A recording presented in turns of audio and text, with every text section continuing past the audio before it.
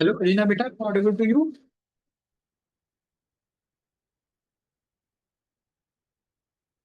Hello, Alina beta, am I Yes, audible to sir. you? Yes, sir. Okay. How much have we covered in periodic table? What was the last topic we covered? Let me check. Anji, Amar Khan, beta, am I audible to you? Yes, sir. Okay, beta. Tell me what was the last topic we covered? Wait, sir. I'll just check my book. Shielding and screening effects, sir. Did we last time talked about the trend from across the period and across the group? No, sir. Okay, chalo. Z effective we were discussing now. Yes.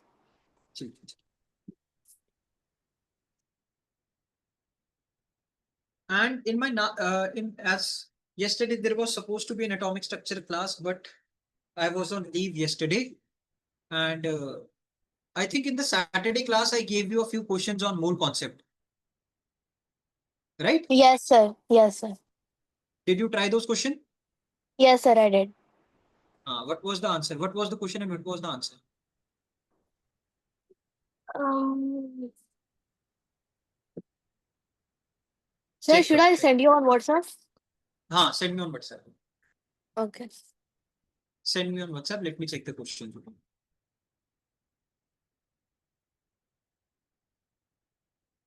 In the meantime, Amar Khan, beta, you have to tell me when I am moving from left to right and top to bottom. If what should happen when I move? Chalo, let's just talk about top left to right. When I'm moving from left to right in a period, left to right in a period, what should happen to Z So Z effective effective is increasing, and size? is decreasing. Correct. Size is decreasing.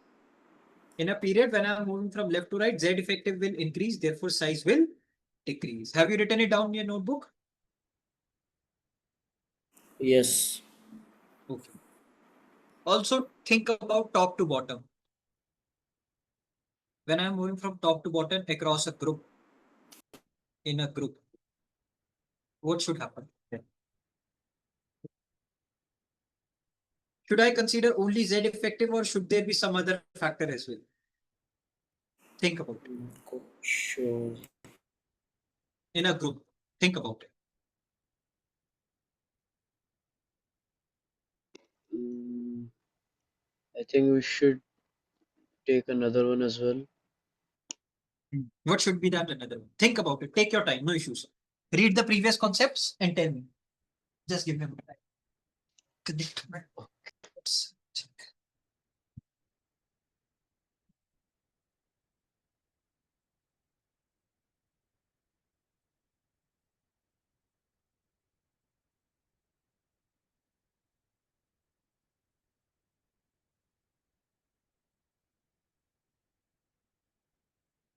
Alina, beta, you have done the first question. You have written given mass by molar mass, right? Yes, sir. So given mass is 44 gram or 88 gram. 88. But you have divided 44 divided by 88. Yet your answer is correct. So इसको मैं Google की Actually, help समझू? 44 तो इससे आया ना sir.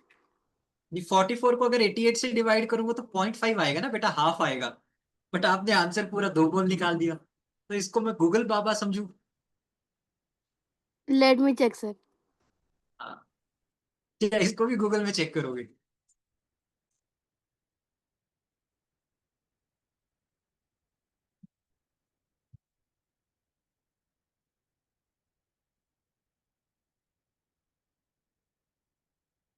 हाँ जी, हमाद खान बेटा, how are you? Hammad Khan बेटा, am I audible to you?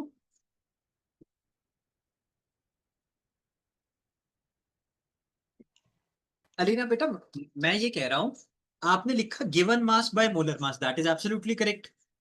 And given mass is 88 gram and molar mass is 44 gram. So 88 divided by 44, that is 2. So that is absolutely correct. But you have mentioned 44 divided by 88. So the answer should be 0.5. But you have mentioned answer correctly as 2 mole. So ये चमत्कार कैसे है?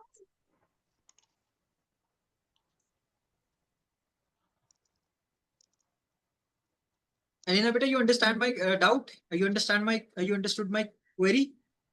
Yes, sir. हाँ. So क्या conclusion पे पहुंचे आप?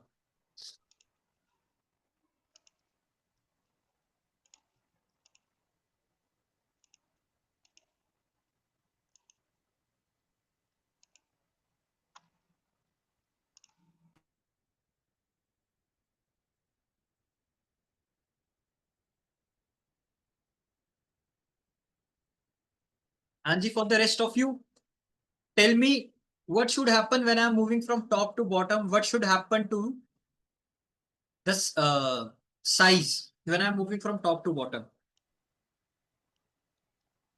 Sir, I think the size will decrease. Size will decrease. Okay. What about the rest? Hmm.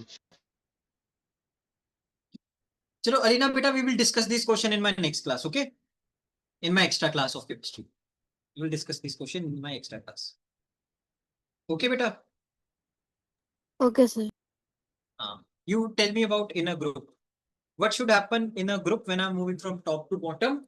What should Good happen to size? Good afternoon, beta. Good afternoon.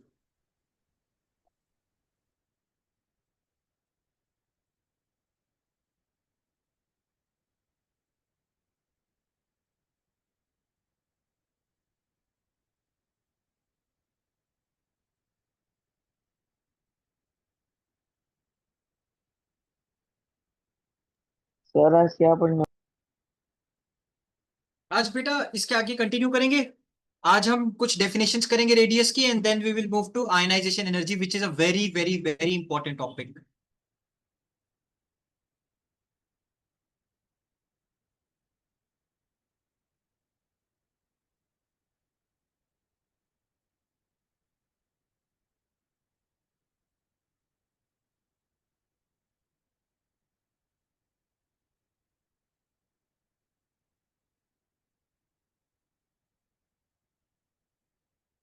जी बेटा सही है.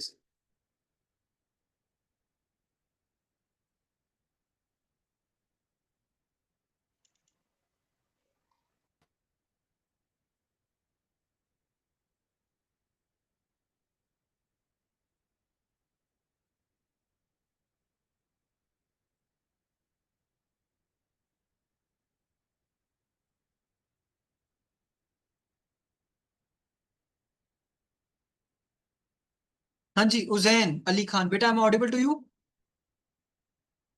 Yes, sir. Okay बच्चों. So my question is when I am moving from left to right in a period, the z effective increases, therefore size decreases. But when I am moving from top to bottom, what should happen? What should happen when I'm moving from top to bottom? Better just give me a second.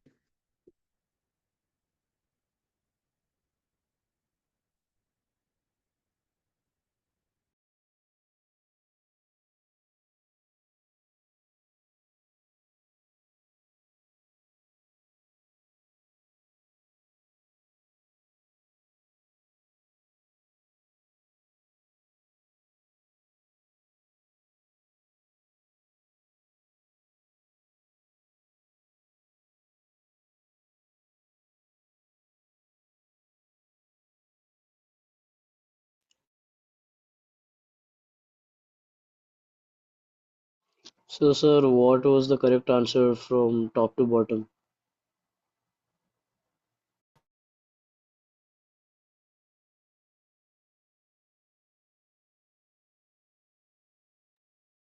हाँ जी बच्चों, बोलो बच्चों, क्या answer आ रहा है when I am moving from top to bottom? ये रोने की शक्ल कौन बना रहा था? उजैन? उजैन अली खान, क्या हुआ बेटा? कॉमेडी जिंदगी में है, ट्रेजेडी चल रही है। Sir, the अच्छा part बच्चे in सुन, where हाँ बोलो बोलो। in which I said the size was decreasing, was it correct? Left to right Okay. When I move the Z effective increases. अगर जेड इफेक्टिव बढ़ेगा तो इलेक्ट्रॉन को nucleus और स्ट्रांगली खींचेगा, और जितना स्ट्रांगली इलेक्ट्रॉन को बाउंड करेगा साइज मेरा उतना डिक्रीज करता जाएगा। क्लियर है? Okay Yes.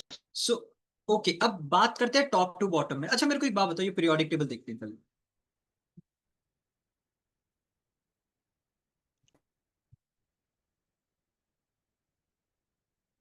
पीरियोडिक टेबल में मेरे को एक बात बताओ, हाइड्रोजन है सबसे ऊपर, पोजीशन 1। हाइड्रोजन के पास कितने शेल हैं? हाइड्रोजन का एटॉमिक नंबर क्या है? Sir, one. 1. 1। तो कॉन्फ़िगरेशन क्या आएगी? 1s1। तो मतलब हाइड्रोजन के पास सिर्फ Yes. एक शेल है। What about lithium? 2s. 2s1 तो दो शेल है। सोडियम के पास, पोटेशियम के पास, और going so on down the group. Size increase करेगा डिक्रीज करेगा? Increase. इंक्रीज करेगा। क्यों? क्योंकि हाइड्रोजन के पास एक ही शेल है, लिथियम के पास दो है, सोडियम के पास तीन शेल है, पोटेशियम के पास चार शेल है। तो down the group the number of shells are increasing, therefore the size will increase. Is this clear? Yes. Yes. So write down on moving top to bottom. Write down on moving top to bottom.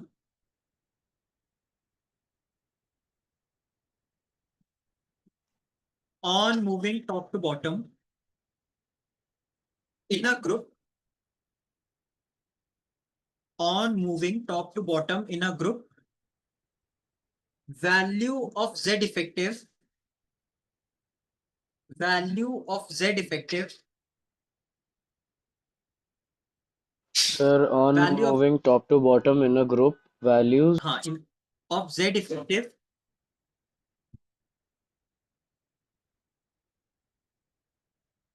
Value of Z effective. Value of Z effective remains almost constant. Sir, can you repeat from the starting? Okay, okay. Right. ये फरहद कौन है? Sir, Hamad. Sir, it's me. I will change the name. हाँ हाँ। Sir, remains almost. Sir, remains On almost moving top to constant, right? bottom. On moving top to bottom in a group, value of Z effective remains almost constant. Remains almost constant. Hence, नहीं फिर लिखो, but the number of shells continuously increases on moving top to bottom in a group. Value of Z effective remains almost constant. Hence, in a group,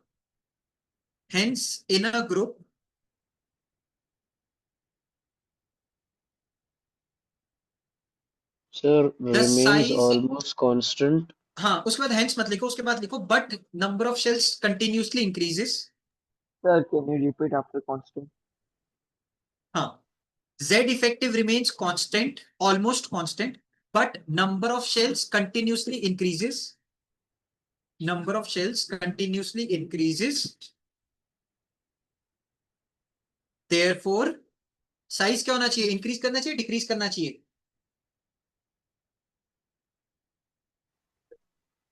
Therefore, Increase. size should increase करना चाहिए, Increase. increase करना चाहिए। Number of shells continuously increases, so the size increases. हाँ correct.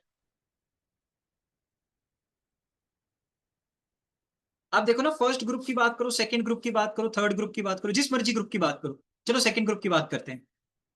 बेटा मांगे car, scooter, बाप राजी।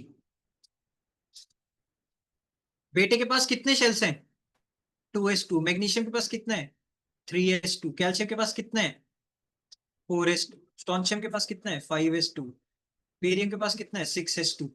Iridium के पास कितना है? 7s2। बेटे के पास, बेचारे के पास 2 शेल्स हैं। मैग्नीशियम के पास 3 शेल्स हैं। कैल्शियम के पास 4 शेल्स हैं।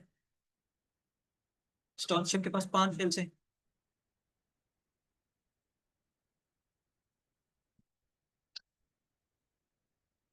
Sir, do we have to write this? हाँ बिल्कुल, नहीं एग्जाम्पल के तौर पे लिख लो, ऐसे एग्जाम्पल के तौर पे लिख लो, Okay. एग्जाम्पल के तौर पे लिख लो, ऐसे बनाओ। बस नीचे नीचे, मतलब कहने का मतलब ये, down the group number of shells are increasing, so size. Sir ये एग्जाम्पल क्या चीज का? हाँ ये एग्जाम्पल क्या चीज का?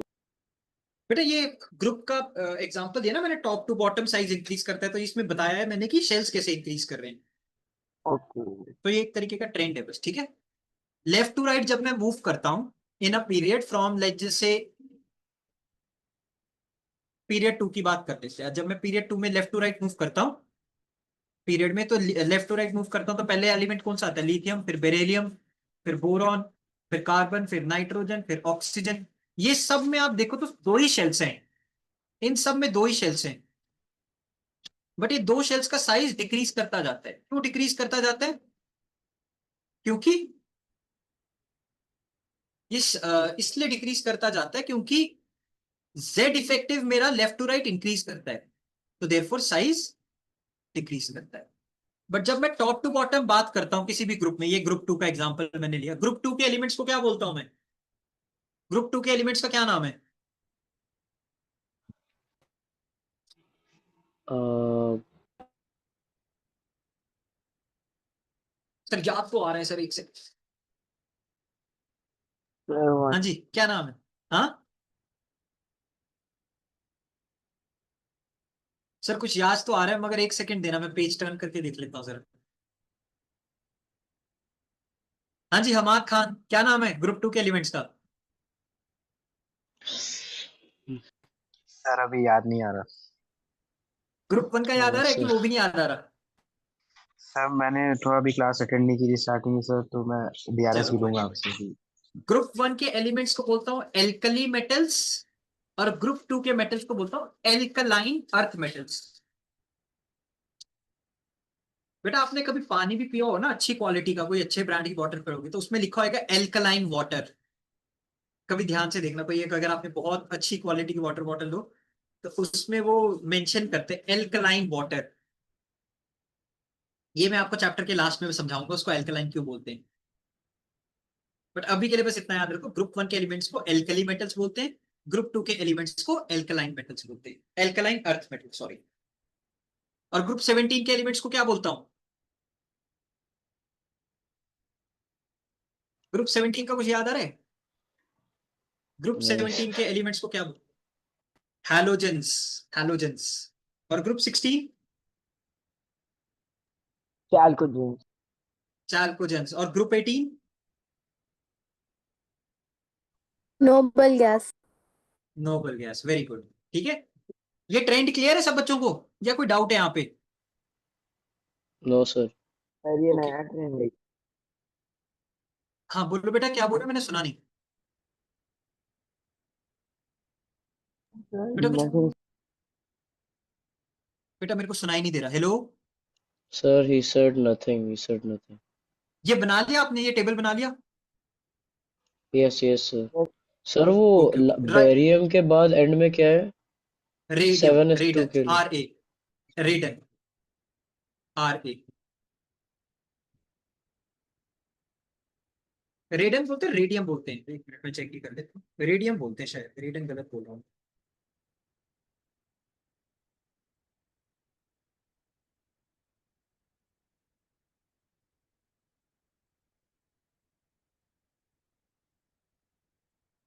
रेडियम सर ही ये बोलते हैं, रेडन नहीं जो बोलते, रेडियम बोलते हैं। हाँ बोलो बेटा। नंबर ऑफ शेल्स के बाद में अपने ऊपर आने वाला रेडियस, सर वो समझ। बेटा एक तो आपकी ऑडियो क्लियर नहीं है बेटा, मेरी ऑडियो क्लियर है या कुछ डाउट हो रहा है? मेरी ऑडियो, मेरी Yes ऑडियो sir, क्लियर है आप आपकी बच्चों? ऑडियो क्लियर है, आपकी ऑडियो क्लियर. हाँ, अब बोलो, क्या बोलो? अब दोबारा बोलो बेटा, एक बार क्या बोला आपने? सर आपने एटॉमिक नंबर के पास में कैरो ऊपर की तरफ लगाया और रेडियस में नीचे की तरफ। सर सर व्हाट अमार खान बेटा रिपीट करना, क्या बोला मेरे को समझ में नहीं आ रहा। सर मुझे भी समझ नहीं आया। बेटा ये देखो, ये डॉट पता है क्या है, ये बेसिकली शेल्स है, नंबर ऑफ शेल्स है। एक एटम में कैसा होता है, पहले न्यूक्लियस होता है, फिर एक फर्स्ट शेल होता है और एक सेकंड शेल होता है ना। ये इसको फर्स्ट शेल को के शेल बोलता हूँ, सेकंड शेल को एल शेल। तो इसका एन वैल्यू 2 है, मतलब इसमें 2 शेल्स हैं। अब इसमें 3 है तो इसमें 3 शेल्स हैं। अब इसमें 4 है तो इसमें 4 शेल्स हैं। 3 4, अब इसमें 5 है, इसमें 6 है, एंड सो ऑन। ये मैंने बनाया है। अब यही आपका डाउट है, कुछ और है, मेरे को समझ में नहीं आया। उसको बाद में चलो डील करेंगे। अभी हेडिंग लगाओ एटॉमिक रेडियस। हेडिंग लगाओ atomic radius, new topic. Okay. 2-4 definition चाहिए, छोटी छोटी बस।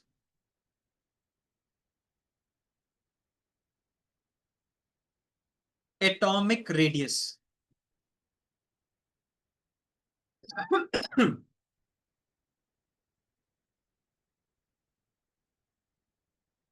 Atomic radius. अच्छा, किसी को हाइजेनबर्ग अनसर्टेनिटी प्रिंसिपल याद है?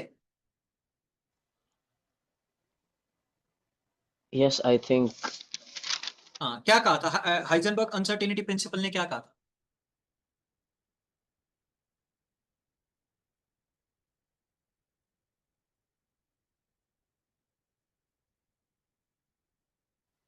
sir, it is impossible to determine the exact position and exact momentum of an electron simultaneously.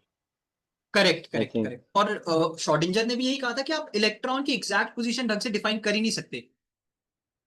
ये आपको डायग्राम दिखाई दे रहा है?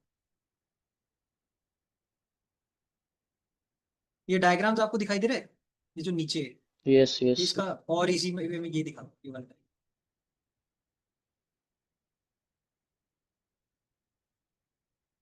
ये है एक्चुअली में एटम। ये सेंटर में ऑरेंज कलर का डॉट देख रहे हो आप? ये सेंटर में आप ऑरेंज कलर का डॉट देख रहे हो? ऑरेंज नहीं है, सॉरी, पर्पल कलर का। आप डॉट देख रहे हो? Yes. ये क्या है पर्पल कलर का डॉट? Nucleus. न्यूक्लियस। और ये जो डार्क कलर का रीजन है, ये क्या रिप्रेजेंट कर रहा है? First shell. First shell. अब फर्स्ट शेल कहाँ है पे इसमें एग्जैक्टली मैं बता ही नहीं सकता ढंग से। ये देखो, ये I, पूरा एरिया जो है, ये डार्क रीजन है। ये बेसिकली ये बोले यहाँ पे इलेक्ट्रॉन मिलने की प्रोबेबिलिटी अच्छी खासी है। अब इसमें यहाँ पे फर्स्ट शेल यहाँ पे भी हो सकता है, इस थोड़ा बाहर भी हो सकता है, थोड़ा अंदर भी हो सकता है।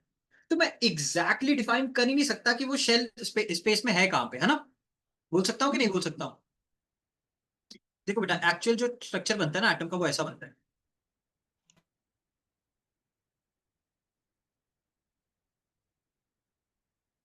ये मेरा फर्स्ट शेल बन जाता है, उसके बाद सेकंड शेल ऐसे बनता है।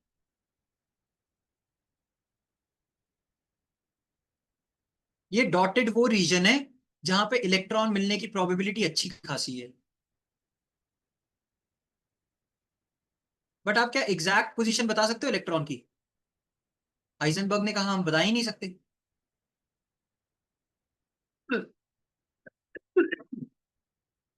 तो अगर मैं आपसे पूछूं, ये रेडियस कैसे डिफाइन करोगे इसका? अगर मान लो यहाँ पे इलेक्ट्रॉन है, तो मैं रेडियस इस वाले पार्ट को बोलूंगा या इस वाले पार्ट को बोलूंगा? क्या आप डिफाइन कर सकते हो रेडियस को ढंग से? Can you define the radius with accuracy? हाँ। हाँ। अगर हाँ है तो फिर मेरे को बताओ कौन सा वाला रेडियस है, ये फर्स्ट वाला है सेकंड वाला? No, sir, we cannot. We cannot, because a fast moving object like an electron is so fast that I cannot define its position with accuracy. There will be some errors. So यहीं पे यही बात हुई कि जब मैं atomic radius निकालना चाहूं तो मैं ढंग से उसका रीजन ही नहीं डिफाइन कर पाऊंगा। जब मेरे को आउटर मोस्ट डिस्टेंस, देख बेटा, जब एक सर्कल बनता है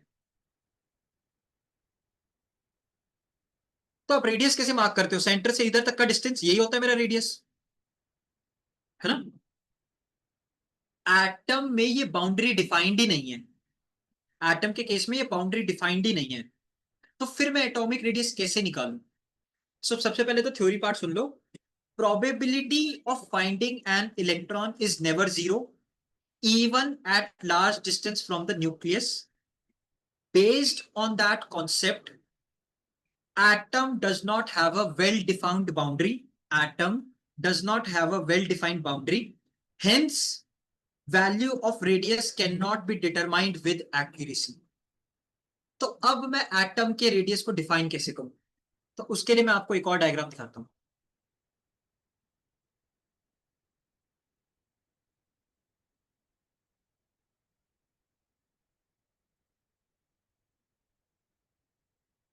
हाँ जी बच्चों, जितना समझा है इसमें कोई डाउट कि क्लियर है? हाँ Yes, जी, sir. अमार खान क्लियर है बेटा?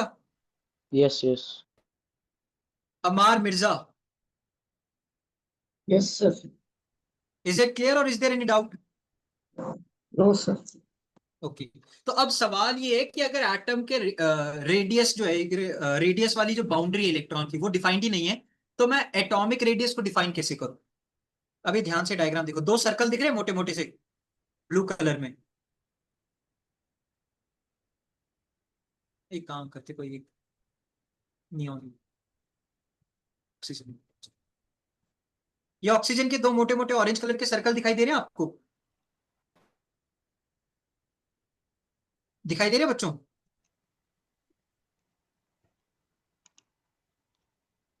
बच्चों ये सब नो दिखाई दे रहे हैं कि नहीं दिखाई दे रहे? Yes, yes, yes, yes. Yes, sir. तो अब मैं क्या बोलता हूं कि अगर मेरे को रेडियस डिफाइन करना है, तो ये जो ओवरलैपिंग रीजन है, ये जो ओवरलैप कर रहे हैं जिस रीजन में, इसको थोड़ा और अच्छे से दिखा. अगर ये वाला जो रीजन की बात करूं, जो ओवरलैपिंग रीजन है, ओवरलैपिंग रीजन में इलेक्ट्रॉन शेयर हो रहे होंगे बिकॉज ये कोवेलेंट बॉन्ड है. तो फिर अगर ऑक्सीजन के रेडियस को डिफाइन करना है, तो मान लो ये एक ऑक्सीजन एटम है मेरा, और ये दूसरा ऑक्सीजन एटम है. ये ऑक्सीजन एटम के बीच में जो ओवरलैपिंग हो रही है इलेक्ट्रॉन्स की हो रही है, यहां पे इलेक्ट्रॉन शेयर हो रहे हैं.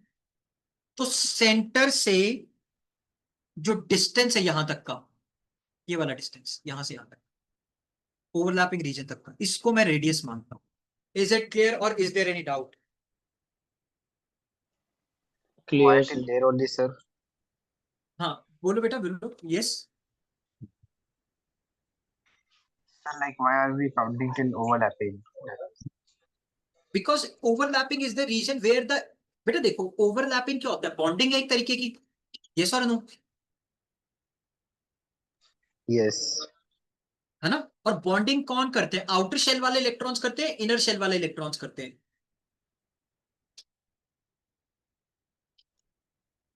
Outer shell.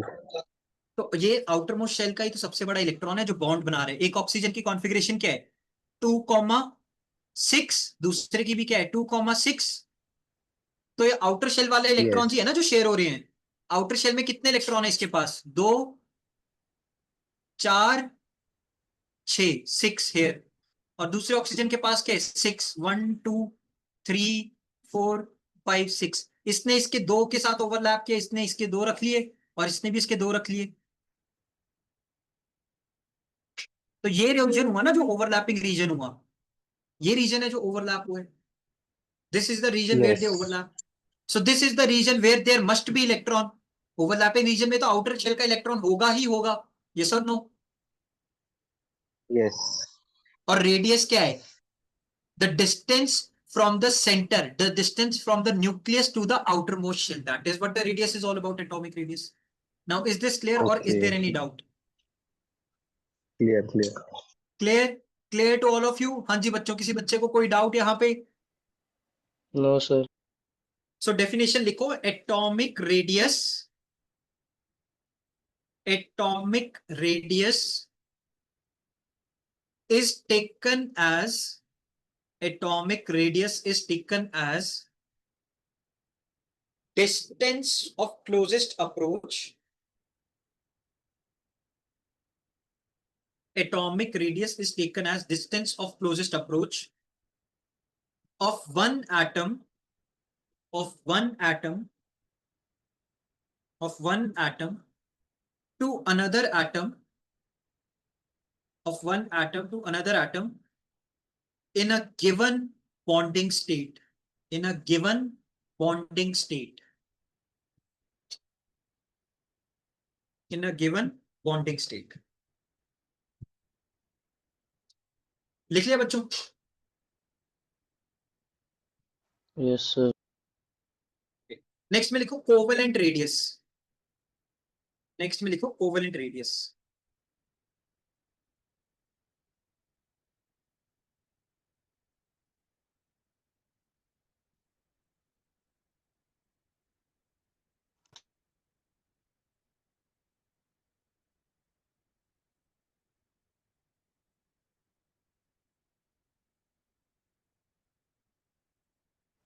Sir, what did you say? Please repeat.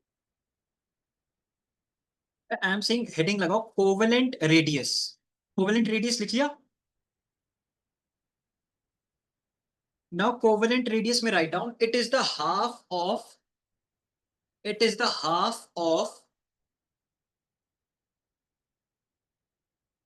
the half of internuclear distance. It is the half of internuclear distance between centers of. It is the half of half of internuclear distance. It is the half of inter. में class चल रही है, थोड़ी देर बात कर Sir, it is the half of internuclear nuclear distance between. between centers of nucleus, between centers of nucleus,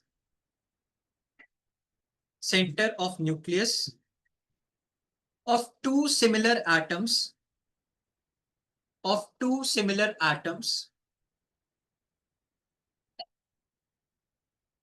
bonded by covalent bond. Bonded by covalent bond. Done. Done. तो अब covalent bond बनते कैसे? अगेन सेम कहानी. Covalent bond में overlapping होती है, sharing of electrons होते हैं. तो ये जो मेरा डिस्टेंस है, ये कोवेलेंट बॉन्ड ही तो है ना. दो O2 ऑक्सीजन ने कोवेलेंट बॉन्ड बनाया, एक का सेंटर ये, एक का सेंटर ये. तो अगर मैं ये पूरा डिस्टेंस ले लूं एक दोनों न्यूक्लियस के बीच का, यहां से यहां तक, अगर इस डिस्टेंस का मैं हाफ कर दूं तो वही मेरा कोवेलेंट रेडियस है. Covalent radius is equal to this D distance divided by 2. Clear? yes.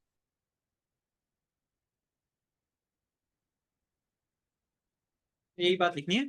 Covalent radius मेरे को it is the half of internuclear distance between centers of nucleus of two similar atoms bonded by a single covalent bond. मतलब एक अकेला single covalent bond जो दो atom के बीच में है, उसका डिस्टेंस का जो हाफ है वही मेरा कोवेलेंट या कोवेलेंट रेडियस है. अब कोवेलेंट बॉन्ड्स मेटल बनाते हैं, नॉन मेटल बनाते हैं? कुछ आइडिया बच्चों को?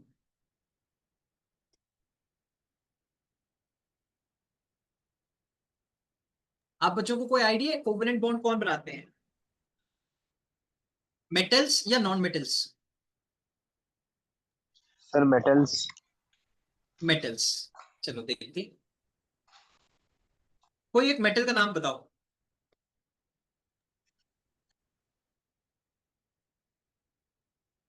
अच्छा पहले तो ये बताओ कोवेलेंट बॉन्ड होते क्या है? What do mean by covalent bond?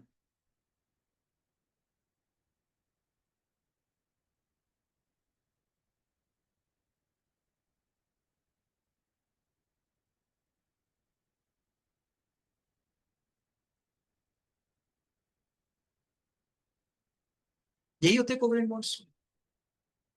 Covalent bonds क्या होते हैं? Bond formed by the sharing of electrons. और आयनिक बॉन्ड्स में क्या होता है? एक एटम इलेक्ट्रॉन देता है और दूसरा वाला एटम इलेक्ट्रॉन देता है. यही आयनिक होते हैं. Covalent bonds are the bonds formed by the sharing of electrons and ionic bonds are the bonds formed by the transfer of electrons. So अगर मैं बात करूं O2 की, O2 में ऑक्सीजन एक नॉन मेटल है.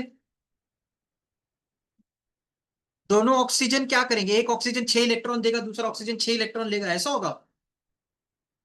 क्या होगा O2 के केस में? हाँ जी बच्चों बताओ। सर क्वेश्चन हाँ समझ जी। में नहीं आया आपका, क्या मतलब? मेरा क्वेश्चन ये है, जो O2 बन रहा है, ऑक्सीजन और ऑक्सीजन कंबाइन कर रहे हैं, उसमें वो शेयरिंग ऑफ इलेक्ट्रॉन कर रहे हैं या वो शेयरिंग ऑफ इलेक्ट्रॉन कर रहे हैं या ट्रांसफर ऑफ इलेक्ट्रॉन कर रहे हैं? मेरा सवाल ये है। Sharing of electrons. Sharing of electrons, तो जो ऑक्सीजन एक नॉन मेटल है, तो non metals they will share, they will share because they are non metals. तो ये बात याद रखना, कोवेलेंट बॉन्ड हमेशा ही नॉन मेटल्स बनाते हैं। क्लियर है? ओके। हाँ, तो ये थ्योरी लिखो और ये डायग्राम ड्रॉ करो। ये थ्योरी लिखो और ये डायग्राम बनाओ और यहाँ पे लिख देना। यार एक तो स्क्रीन पे दिखती है, और यहाँ पे लिख लो, it is used for non metal.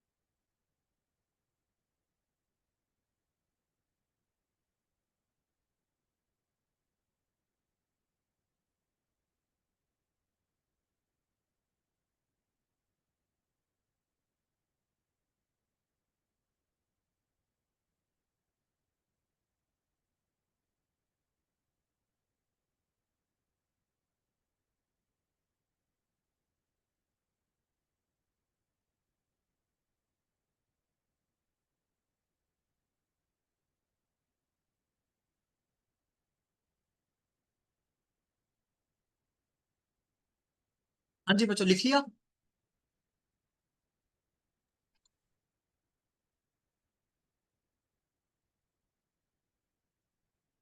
बच्चों noted it down? Just 1 minute, just 1 minute. Okay okay बच्चों लिख लो, मैं 2 मिनट में आया, करो करो नोट डाउन करो।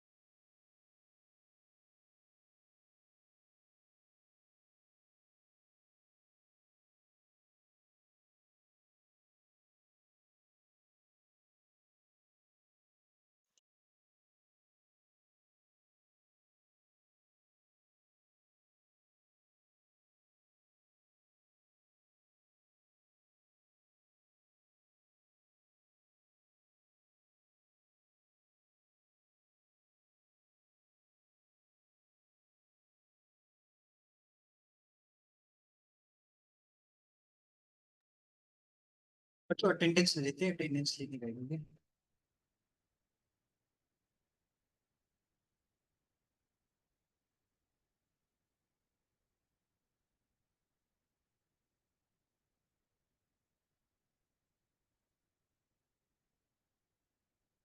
अंजू अलीना प्रेजेंट है, अमर खान प्रेजेंट है, अमर मिर्जा प्रेजेंट है, अजलान अजलान सिद्दीकी प्रेजेंट और absent?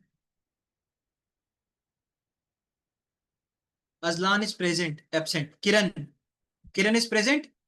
Yes, sir. Okay, Hammad Khan is present, Mohammad Ibrahim Shahid present और absent? Absent. Mohammad Ibrahim present और एब्सेंट? मोहम्मद अयान प्रेजेंट और absent? Present, sir. Ayan is present. Mohammad Fawzan present और एब्सेंट?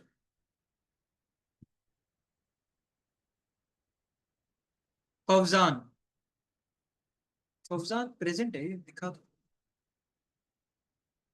फौजान बेटा, मोहम्मद फौजान बेटा, are you present, are you there?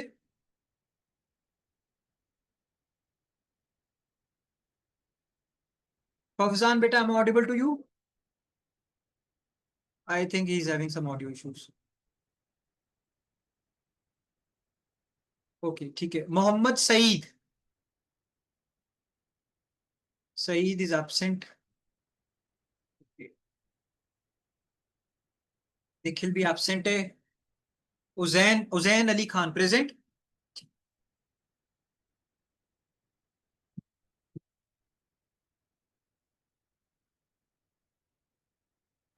Sir, Uzain got disconnected because of his internet, I think. I know there are some students. They are texting me that they are having some audio Yeah, you issues. can mark him present. Uzain ना उजैन को तो कर दिया present. Oh, okay. My bad. Ujjain को कर दिया बेटा present ही मांग. इब्राहिम सहीद प्रेजेंट है एब्सेंट है. इब्राहिम सहीद एब्सेंट है. ओके बच्चों, so back to the topic. Heading लगाओ metallic radius. Write down metallic radius. Metallic radius. Again, same story. It is the half of the shortest. It is half of the shortest. It is half of the shortest Sir, this is the definition of what? metallic radius. Previous one was covalent radius, na? This is metallic radius.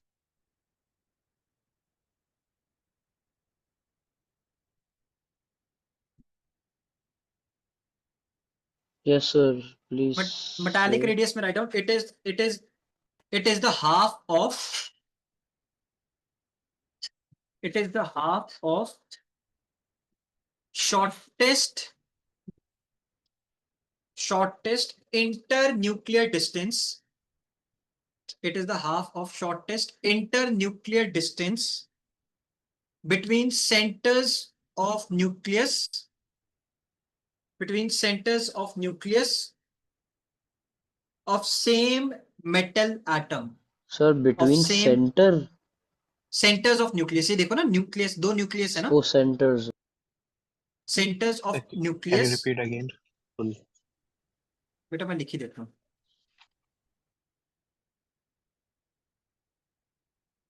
It is the half of shortest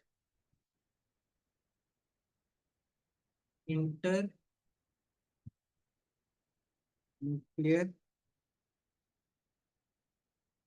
distance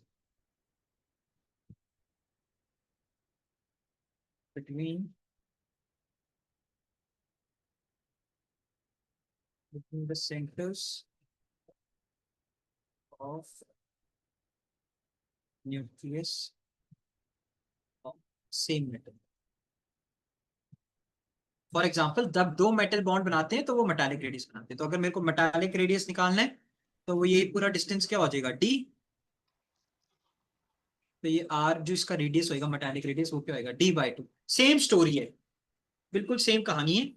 तो फिर sir metallic radius और covalent radius में क्या difference हुआ, क्या difference दिखाई दिया metallic radius और कोवेलेंट रेडियस में? क्या डिफरेंस दिखाई दिया?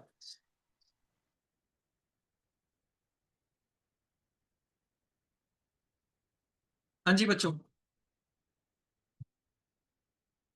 what difference did you see in covalent radius and metallic radius?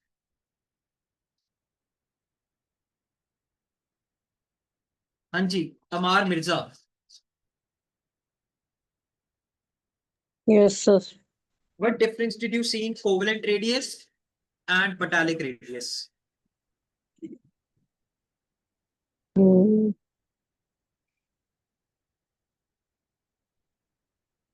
बेटा देखो कोवेलेंट रेडियस में ना वो ओवरलैप कर रहे हैं, वो अपने एक दूसरे के सर्कल्स को ओवरलैप कर रहे हैं. ओवरलैप ये इंडिकेट करे कि there is sharing of electrons. Metallic radius में they are tightly packed but they are not overlapping. ये देखो मैंने सर्कल्स को ओवरलैप किया है क्या यहाँ पे? ये देखो नहीं नहीं एक हाँ, एक सर्कल मेटालिक रेडियस को रिप्रेजेंट कर रहे हैं, तो एक आप देखो मैंने ओवरलैप नहीं किया बट यहाँ पे ओवरलैपिंग हुई है. यहाँ पे ओवरलैप हुए हैं और ये रीजन कॉमन है. अंडरस्टूड? yes yes sir. तो इसमें लिख देना it is used for metals. It is used for metals.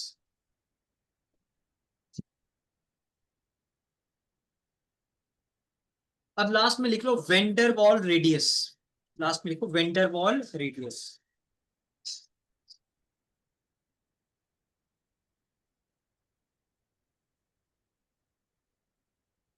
Vendor Waals radius.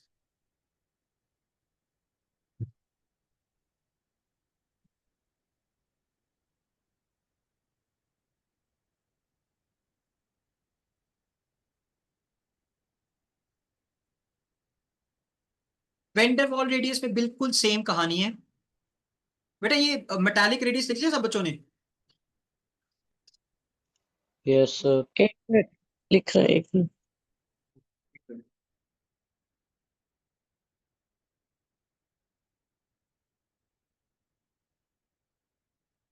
Vendor Waals radius में सेम कहानी है।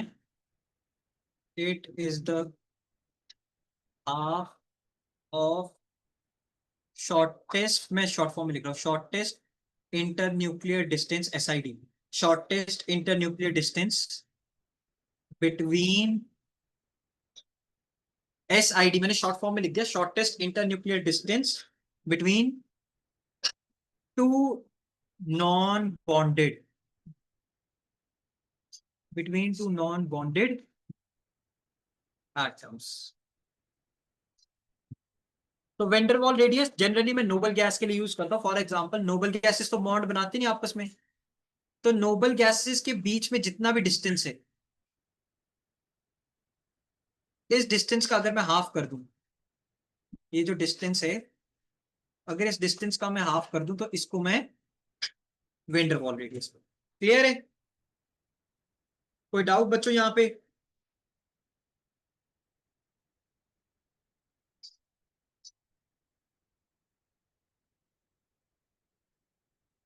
बच्चों करो नोट, में 1 मिनट में आया, इसको नोट डाउन करो।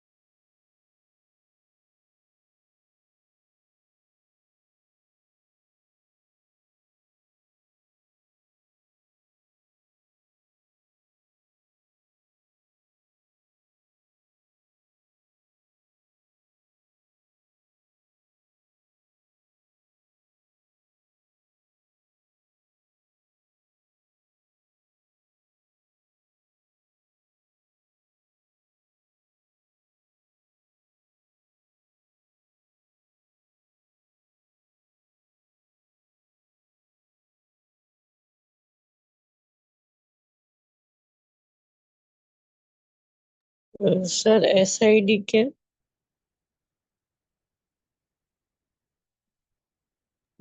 SID shortest inter nuclear distance.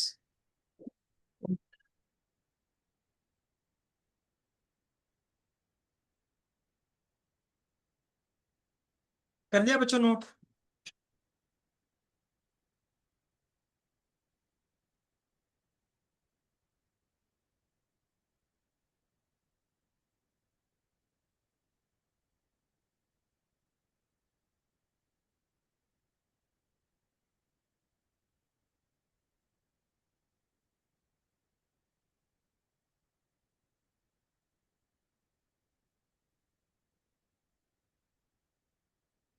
बच्चों मैंने आप बच्चों को बता दिया ना, नेक्स्ट वीक क्लास नहीं होगी आपकी 11th की केमिस्ट्री की, और उसके बदले हम नहीं सर। क्लास रख। हाँ बेटा, I am audible to you? नहीं सर, ऐसे वाई क्यों क्लास नहीं होगी? बेटा केमिस्ट्री में ऑफ पे हूँ, नेक्स्ट वीक मैं थर्सडे और से सैटरडे तक ऑफ में हूँ, और उसकी कंपनसेशन क्लास मैंने रखी है आप बच्चों की सैटरडे को, Saturday on 23rd of August। Clear है? Saturday Yes. डिसाइड हुआ था ना, सैटरडे डिसाइड हुआ था ना बेटा लास्ट क्लास में।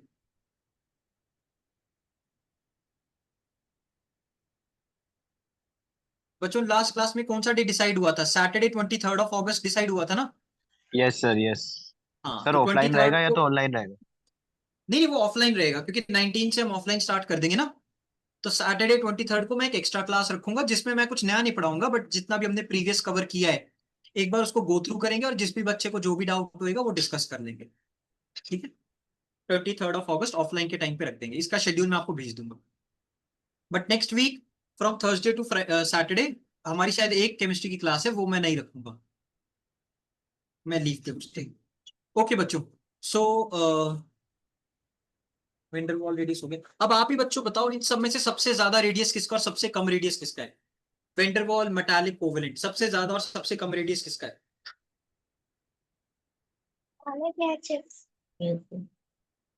और सर सबसे ज्यादा रेडियस इसका went Van der Waals radius, after that उसके बाद मेटालिक रेडियस, मेटालिक रेडियस, और सबसे कम रेडियस किसका है? Covalent radius. Covalent. Is it clear? Yes sir. तो अगर मैं ट्रेंड्स की बात करूं,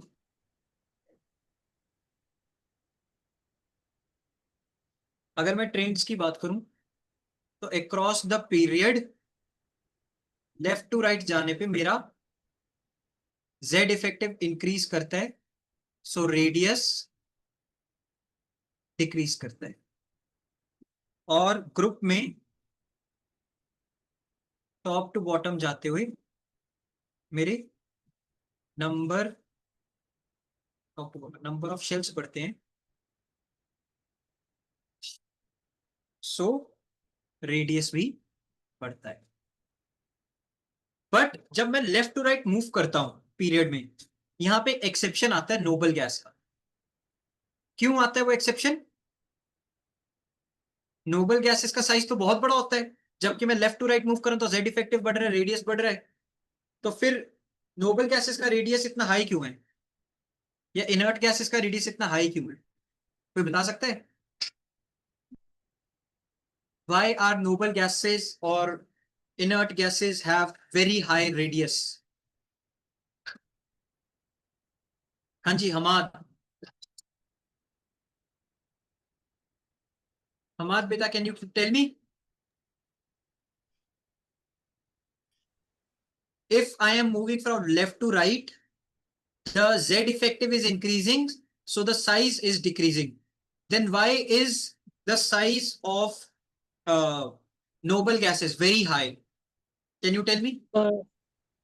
सर मैं बताऊं? हाँ बताओ बेटा। सर क्योंकि उसमें वैन डिवाल्स वाला रेडियस यूज होता है। बिल्कुल बिल्कुल, एक्सेप्शन में हम लिखेंगे because inert gas radius is quoted in terms of van der Waal radius.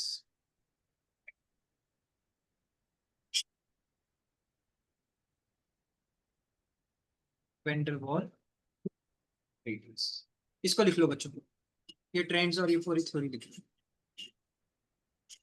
इसके बाद अपना नया टॉपिक स्टार्ट होएगा, पहले इसको लिख लो, ये ट्रेंड्स और ये एक्सेप्शन को लिख लो।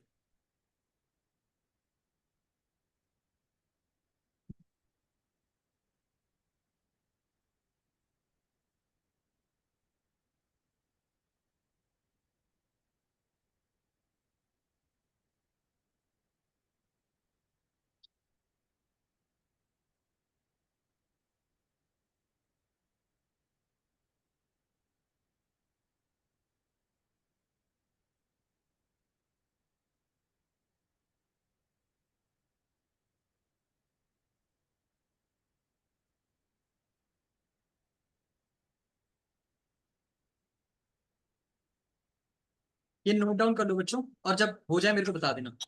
Note this down and when you are done you can tell me. Number of shells increases so radius increases.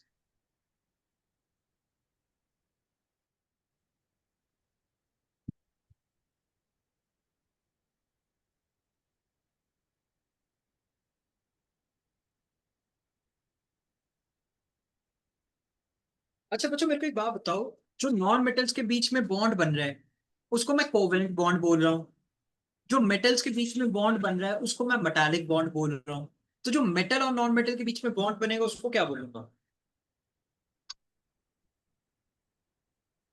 Noble gases जो आपस में बॉन्ड बना रहे हैं उनको मैं वेंडरवॉल का बॉन्ड बोल रहा हूँ, तो जो मेटल और नॉन मेटल के बीच में बॉन्ड बन रहा है उसको मैं क्या बोलूँ? कौन बताएगा? Sir ionic bond. आयनिक, बिल्कुल। The bond formed between metal and non metal is called as ionic. बच्चों ये लिख लिया? Have you noted it down?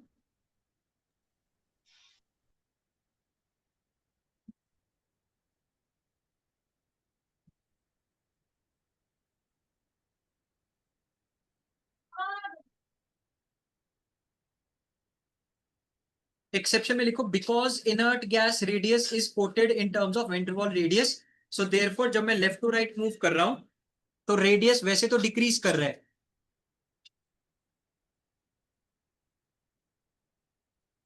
ये देखो।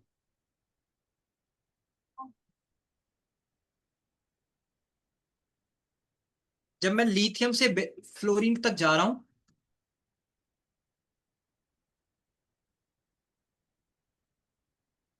जब मैं लिथियम से फ्लोरीन की तरफ जा रहा हूं तो साइज मेरा कंटिन्यूसली डिक्रीज करता जा रहा है, बट नियॉन का साइज सडनली बहुत ज्यादा हो जाता है। क्यों? क्योंकि इसका साइज वेंडर वॉल रेडियस की टर्म्स में कोट किया जाता है। इज इट क्लियर और is there any doubt? No sir. Okay, now heading लगाओ 3D सीरीज। अब 3D सीरीज में ये ट्रेंड फॉलो नहीं होता। 3D सीरीज का ट्रेंड थोड़ा सा इरेगुलर होता है। ये जो मैंने आपको ट्रेंड लिखा है ये अक्रॉस द पीरियड लिखा है, बट ये ट्रेंड 3D सीरीज फॉलो नहीं करती। अब 3D सीरीज क्यों फॉलो नहीं करती?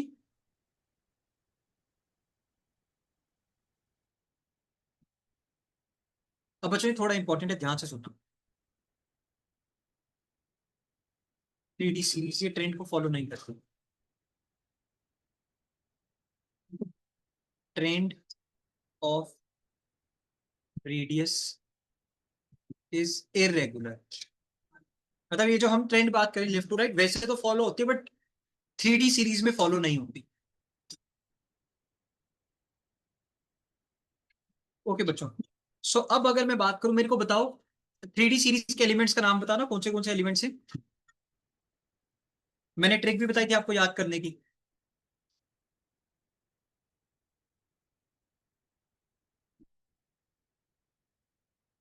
हाँ जी, मोहम्मद आयान, जी सर। बताओ बेटा 3D के एलिमेंट्स बताओ। सर 3D के एलिमेंट्स। हाँ सर सर, याद ही नहीं है सर, कैसे बताओ सर? जी बच्चों याद करो, याद नहीं होंगे कुछ नहीं समझ आएगा। 3D के एलिमेंट्स याद होने चाहिए। Scandium, titanium, vanadium, chromium, manganese, iron, cobalt, nickel, copper, zinc. सुनो तुम विवाह करो मुझसे, फिर कोई नहीं कहेगा जानू। ये ट्रिक भी मैंने आप बच्चों को याद करवाई थी। अब देखो इरेगुलर ट्रेंड होता कैसे है। देखो, जब मैं लेफ्ट टू राइट मूव करता हूं तो साइज डिक्रीज करता है, सो स्कैंडेनियम टू मैग्नीज तो वही ट्रेंड फॉलो होता है, डिक्रीज करता है। लेफ्ट टू राइट में स्कैंडेनियम से मैग्नीज तक जा रहा हूं तो वही ट्रेंड फॉलो हो रहा है, डिक्रीज कर रहा है। बट मैग्नीज तक हो जाता है हाफ फिल्ड, और मैग्नीज से आगे जैसे ही मैं आयरन तक जाता हूँ ना, आयरन टू निकल, साइज में कोई ज्यादा चेंज नहीं आता, almost remains constant, almost remains constant. और फिर जैसे ही मैं निकल से आगे जाता हूँ कॉपर और जिंक की तरफ, साइज में बहुत स्लाइट इंक्रीज देखने को मिलता है, स्लाइट इंक्रीज। अब सर इसका रीजन क्या है? देखो, मैंने आप बच्चों को बताया था साइज इसलिए इंक्रीज करता है क्योंकि जेड इफेक्टिव बहुत ज्यादा इंक्रीज कर रहा है। और शील्डिंग उतना ज्यादा इंक्रीज नहीं कर रहा, है ना। जेड इफेक्टिव मेरा बहुत ज्यादा इंक्रीज कर रहा और शील्डिंग इतना इंक्रीज नहीं कर रहा, ठीक है। जेड इफेक्टिव नहीं, सॉरी, जेड न्यूक्लियर चार्ज। तो ओवरऑल क्या आएगा बच्चों, मेरे को एक बात बताओ, अगर जेड बहुत ज्यादा तेजी से बढ़ रहा है और सिग्मा उतनी तेजी से नहीं बढ़ रहा, तो जेड इफेक्टिव इंक्रीज करेगा डिक्रीज करेगा?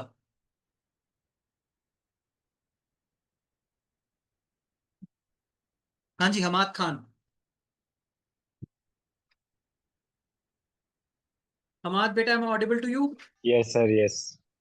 बेटा बताओ, अगर जेड मेरा बहुत तेजी से इंक्रीज कर रहा है और सिग्मा मतलब शील्डिंग कांस्टेंट मेरा उतनी तेजी से इंक्रीज नहीं कर रहा, तो जेड इफेक्टिव इंक्रीज करेगा डिक्रीज करेगा?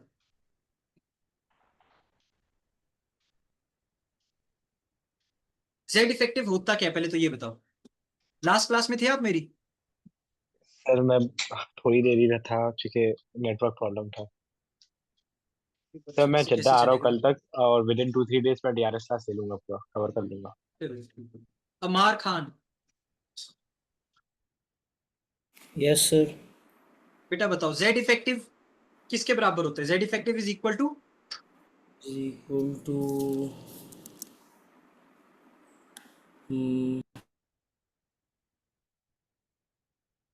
जेड माइनस सिग्मा, यही होता है। यस। हाँ, तो जब अगर मेरा जेड बहुत तेजी से बढ़ रहा है मगर सिग्मा उतनी तेजी से नहीं बढ़ रहा, तो ओवरऑल जेड इफेक्टिव बढ़ेगा या कम होगा?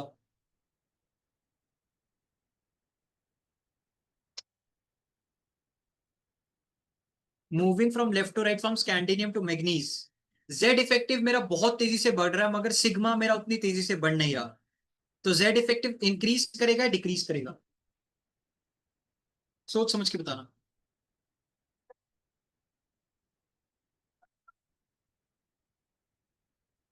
हाँ जी अलीना बेटा, क्या होगा ट्रेंड?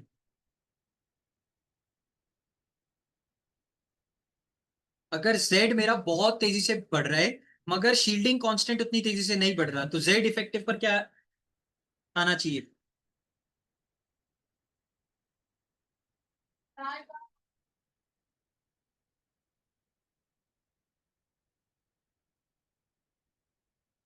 हाँ जी मोहम्मद आयान।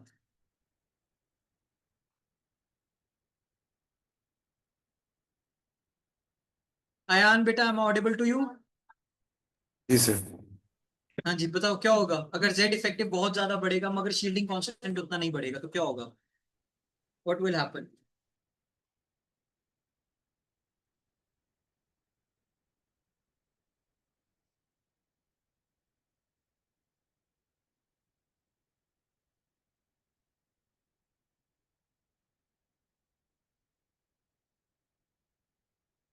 अगर जेड मेरा बहुत तेजी से बढ़ेगा और सिग्मा उतनी तेजी से नहीं बढ़ेगा, तो जेड इफेक्टिव मेरा इंक्रीज करेगा। मान लो स्कैंडेनियम का एटॉमिक नंबर है 21, तो उसका जेड इफेक्टिव अगर मैं निकालना चाहूं, तो 21 माइनस मान लो इसका शील्डिंग था 2, तो कितनी वैल्यू आई? 19।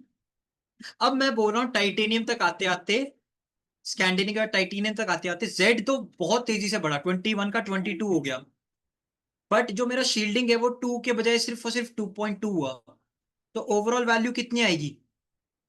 19.8 के आसपास। समझ आया बच्चों? इज दिस क्लियर और नो? ये स्कैंडिनियम का है, ये टाइटेनियम का है। Is this clear? ओके। तो जब मैं लेफ्ट टू राइट मूव कर रहा हूं, तो स्कैंडेनियम से मैग्नीज तक तो मेरा जेड इफेक्टिव बढ़ रहा है, तो जेड इफेक्टिव बढ़ेगा तो साइज डिक्रीज कर रहा है। बट जैसे ही मैं, आंटी प्लीज अभी मैं क्लास ले रहा हूं, प्लीज थोड़ा सा,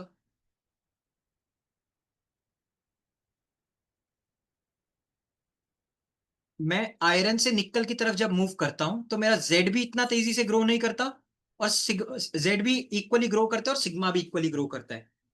तो अगर दोनों इक्वली ग्रो करेंगे तो मेरा जेड जेड इफेक्टिव को कोई फर्क नहीं पड़ेगा, तो मेरा Z effective almost remains constant, तो मेरा साइज भी almost remains constant.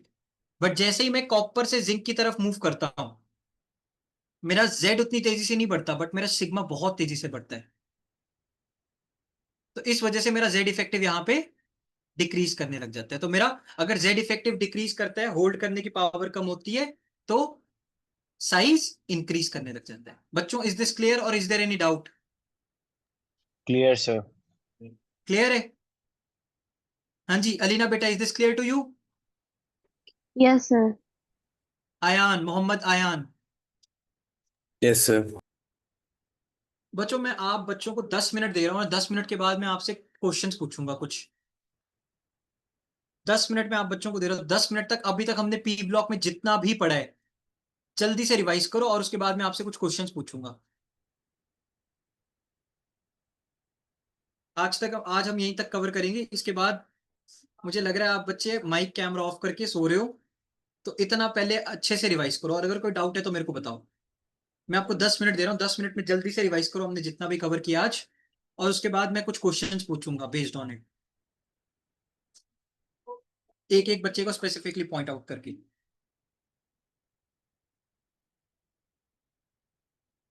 I am giving you 5-10 minutes. Hurry up and revise all the topics we have covered till now in P block. And in today's topic, I am going to ask you some questions.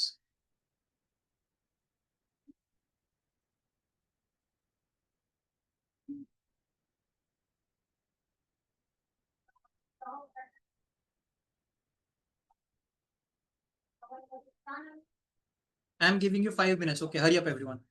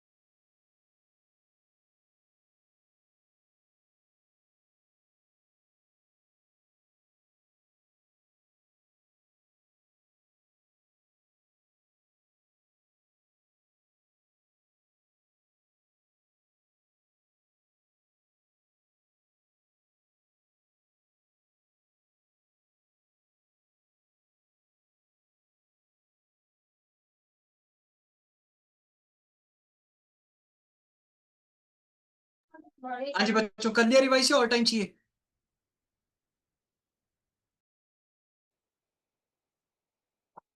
हाँ जी, Amar Khan, Yes, have you revised it?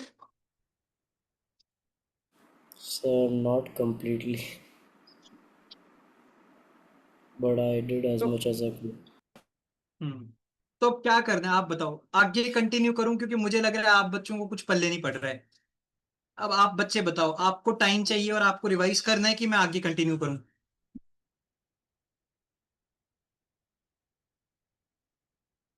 हाँ जी, Hammad Khan.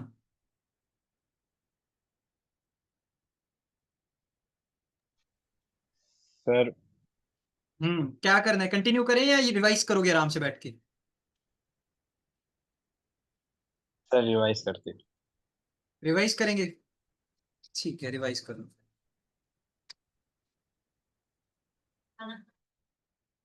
Revise कर लो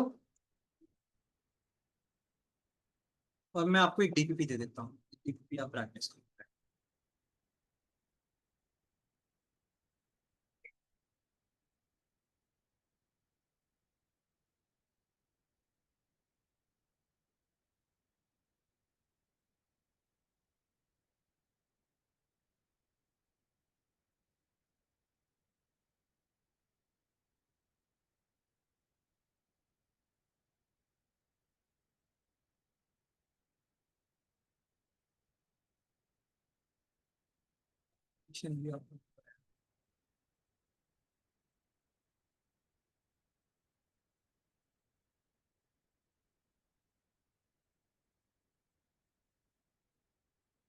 आप ये वाले questions भी try करोगे अब, जो मैं मार्क कर।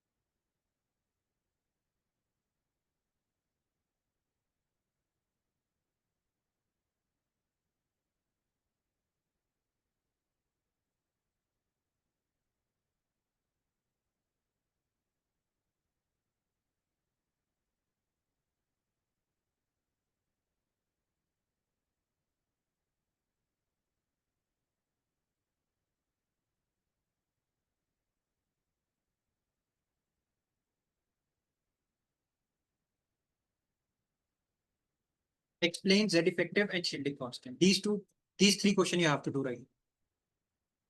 रिवाइज करो और ये तीन क्वेश्चंस करो। तो आगे बढ़ने का फायदा नहीं है, because what ever I teach you आप बच्चे को तो समझ में आएगा नहीं, फिर आप बात से बार बार बोलोगे सर ये दोबारा पढ़ाओ ये समझ। So try these three question, और जितना भी मैंने अभी तक स्टार्टिंग फ्रॉम शील्डिंग, क्योंकि पीरियोडिक ट्रेंड्स तो आपको क्लियर है, वो तो मुझे समझ आ गया कि पीरियड नंबर, ग्रुप नंबर और 100 से आगे एटॉमिक नंबर, वो तो आपको क्लियर है, बट आपको शील्डिंग और स्क्रीनिंग में दिक्कतें हो रही है आप बच्चों। तो वहां से लेके पूरा रिवाइज करो और ये तीन क्वेश्चंस प्रैक्टिस करो, ये तीन क्वेश्चंस अभी। एंड ये तीन क्वेश्चंस आप करने के बाद मैं एक एक बच्चे से आंसर पूछूंगा। Try this three question.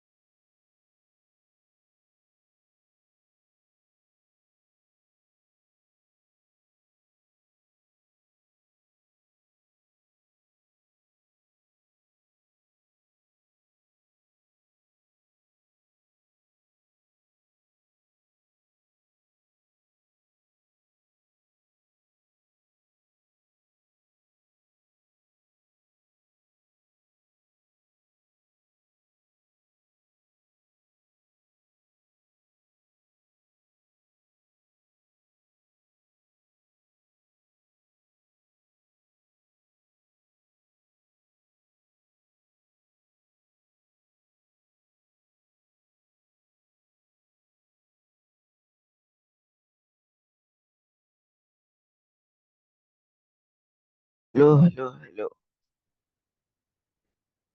Sir, what do we have? Hello. हाँ जी बेटा। सर ये डीपीपी करना है क्या? हाँ, डीपीपी के 3 क्वेश्चंस करने हैं एंड शील्डिंग और स्क्रीनिंग इफेक्ट जहां पे कराया था ना last topic, shielding and screening, yes sir. वहां से आपको रिवाइज करना है पूरा। ओके तो सर चैप्टर हो गया क्या? नहीं, चैप्टर कहाँ हुआ, चैप्टर तो अभी आधा भी नहीं हुआ। बट मुझे लग रहा है आप बच्चों को शील्डिंग और स्क्रीनिंग के आगे कुछ समझ में नहीं आ रहा है। और जब तक वो समझ में नहीं आएगा, आयनिक आयनिक आयनाइजेशन एंथैल्पी और इलेक्ट्रॉन गेन एंथैल्पी जैसे टॉपिक्स आपको नहीं क्लियर होंगे। तो आप अभी बच्चे बैठ के आराम से एक तो शील्डिंग इफेक्ट, स्क्रीनिंग इफेक्ट, ये दोनों को अच्छे से पढ़ोगे और ट्रेंड देखोगे कि कैसे वेरी करते हैं across a period and across the group. Okay कौन से फैक्टर्स अफेक्ट करते हैं, जैसे जेड इफेक्टिव हो गया, साइज हो गया, एक्सेप्शन हो गए, कौन से रेडियस है, ये सारी चीजें आप एक बार गो थ्रू करो और ये 3 क्वेश्चंस करो। मैं भी डिस्कस करूंगा ये 3 क्वेश्चंस। Do it now.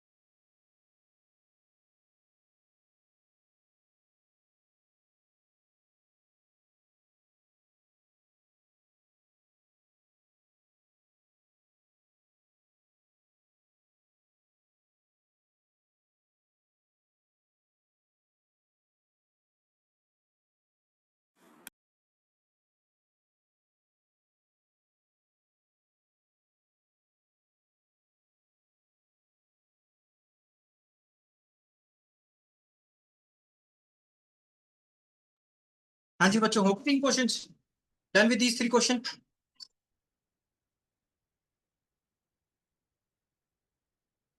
हाँ जी, Amar Khan, Yes, sir. Done these 3 questions. I just have to write it in my book. I have found the answers. You have found the answers. So just tell me what is Z effective and what is shielding constant. अच्छा, आप बस मेरे को shielding constant बताओ।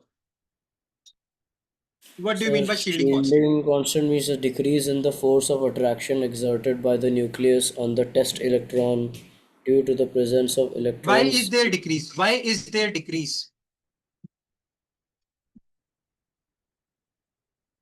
Why is there decrease in the nuclear charge? Because it moves from top to bottom, I think. No. नहीं नहीं It हाँ जी Hammad Khan increases when it goes from left to right. नहीं But that is the trend. I am not talking about the trend. I am simply asking, you said that there is decrease in the nuclear charge or force of attraction. I am asking, why is that decrease? it does not experience the total positive charge from the nucleus. Why is it not experiencing the total positive charge? The actual charge felt by the test. No.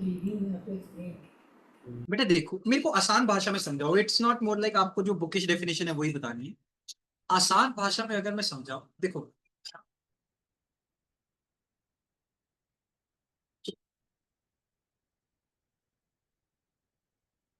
ये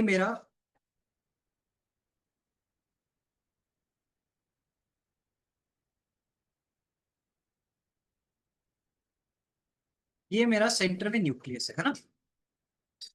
ये मेरा Yes. एक shell है जहां पे 2 electrons हैं, 2 या 2 से ज्यादा जितने मर्जी इलेक्ट्रॉन्स, और ये मेरा आउटर मोस्ट शेल. इस इलेक्ट्रॉन को मैं बोलता हूँ टेस्ट इलेक्ट्रॉन.